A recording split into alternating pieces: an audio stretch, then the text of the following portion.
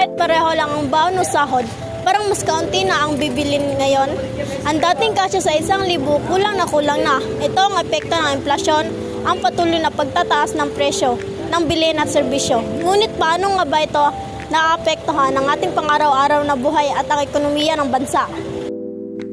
Sa paikot na daloy ng ekonomiya, kumikita ang mga pamilya mula sa trabaho at ginagastos ito sa konsumo.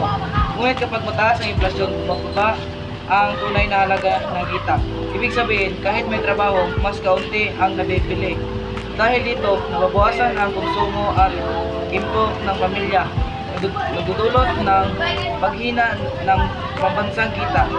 Upang makontrol ang inflasyon, gumagamit ang pamahalaan ng takarang pananalapi tulad ng pagtaas ng interest rate at patakarang piskal gaya ng maayos na paggastos at pagbubuwis. Kapag hindi balanse ang mga patakaran ito, mas lalong nararamdaman ng komunidad at bigat ng inflasyon. Ayon sa isang magulang, mas mahirap na pong mag-budget ngayon. Kahit magtipid kami, ramdam pa rin ang taas ng presyo ng bigas at kuryente. Bilang mamamayan, maaari tayong makatulong sa pamamagitan ng tamang pagbabudget, pag-iimpok kahit kaunti at pagsuporta sa lokal na produkto.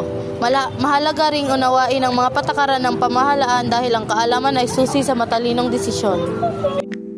Kilos ng bawat isa laban sa inflasyon, sabay-sabay nating itaguyod ang mas matatag na ekonomiya at mas maayos na pamumuhay.